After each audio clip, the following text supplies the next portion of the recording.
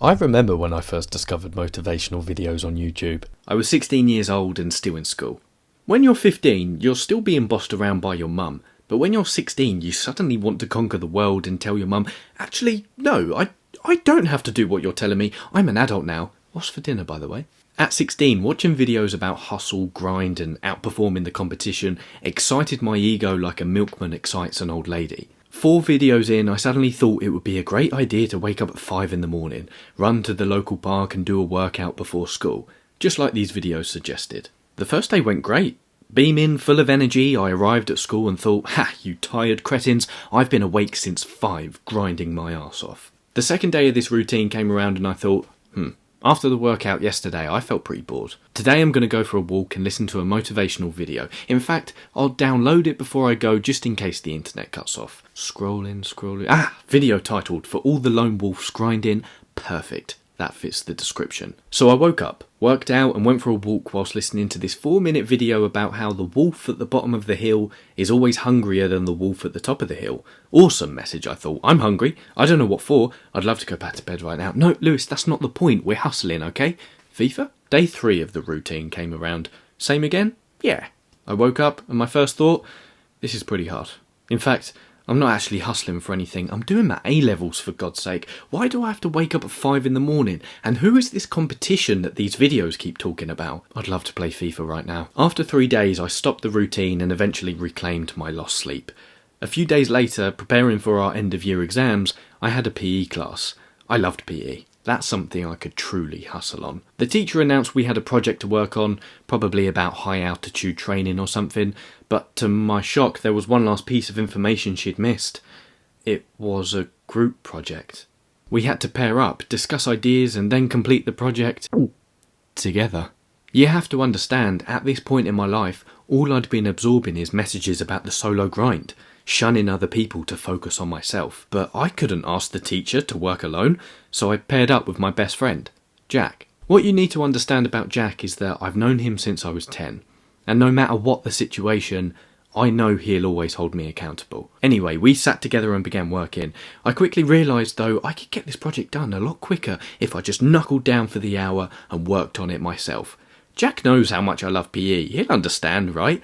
Anyway, he's an extrovert, he can go and chat up Leone while I'm solo wolf hustling. We discussed ideas quickly, he turned to talk to someone else and I thought, my chance, I'll start progressing, if he asks questions, I'll be blunt, and he'll get the message. 10 minutes go by and Jack can see I've taken the lead, too much. I'm starting to ignore his input. This was meant to be a group project and I've literally made it a solo man mission. 20 minutes go by and I'm stuck.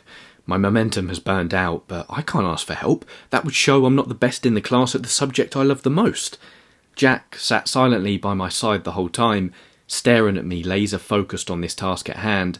He's already asked multiple times if he can help and I've ignored him, but now he can actually see that I'm stuck. Little did I know that what Jack would say to me next in anger would change my life forever. Jack grabs me by the shoulder, turns my head so we've locked eyes in death staring brotherly eye contact, and he says in a fed up yet compassionate voice, Lewis, help me help you. And within 5 seconds I realised, damn, I can get a lot done alone, but I can't go very far without others.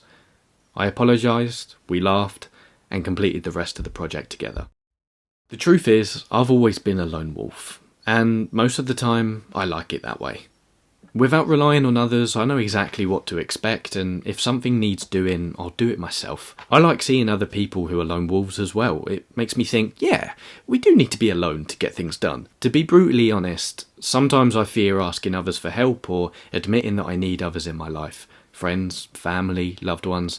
Because people can always let you down, screw you over, or just simply fail to follow through on their promises. And in the end, we all die. If grief is the price we pay for love, why not short-circuit the system and never love at all so you don't have to feel any grief when this person dies or the relationship ends?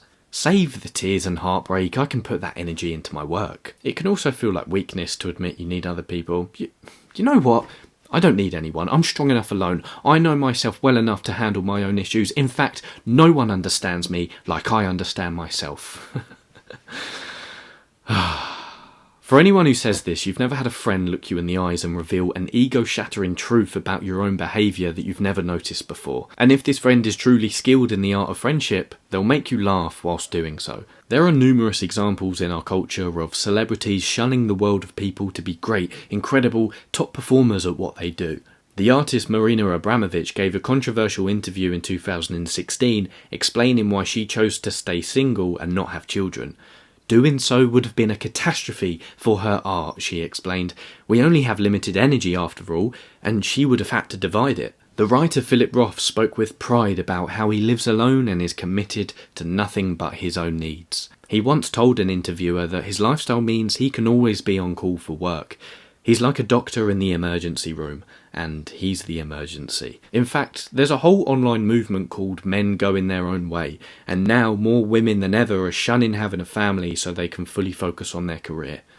How sad, and what utter nonsense. You see, from my experience, the problem with being a lone wolf isn't that you're working too hard or your self-development practices are too extreme. The problem is when you convince yourself that other people are hindrances, whether that be friendships, family, a romantic partner, or people in general. The lone wolf mindset is ego and fear rolled into one boring, lonely sandwich. The fear of being let down and the ego-driven desire to always be leading the mission, your vision, and to not have it tainted or interrupted by others. Perhaps you resonate with this video all too well. Maybe you're always taking on solo missions, shunning opportunities to socialise, dismissive when talking to others, impatient when they're speaking because you know best. If you do this for a long enough period of time, I can tell you people will stop bothering you. You'll get the solitary life you think you want, but as Jack and I can assure you, it's not what you want. The idea that you need to shut yourself away from everyone to achieve great heights or enlightenment is missing the point. Who will be around to care that you did so? One of the greatest authors to have lived, Fyodor Dostoevsky, described his wife Anna as a rock on which he could lean and rest, a wall that would not let him fall and protected him from the cold. J. Cole, the rapper, said that the best thing he's ever done as a musician was become a husband and a father. Mary Curie was cynical about love until she met Pierre, whom she married and won a Nobel Prize with. And for me, I would be nothing without my tribe and the friends and family which make it. Anyone can be famous, as Ryan Holiday says, but only you can be dad, mum, brother, or soulmate to the people in your life. Relationships are tough. Perhaps the toughest thing we face in life. No one says they're easy. And the word relationship can be spelled in many ways. Time, love, sacrifice, commitment, vulnerability, madness. But the word relationship is always punctuated by is reward. To shun relationships because it means your house will be quieter and no one will be waiting for you at the dinner table so you can work longer. Yeah, it will be more quiet, but the silence will be hollow and empty. The excitement of two people meeting for the first time, the stillness of a couple on a porch swing, a hug, a final letter, a memory, a phone call. The joy of teaching, of learning, of being together and belonging. Don't forget that bettering ourselves requires other people. In fact, it is for other people.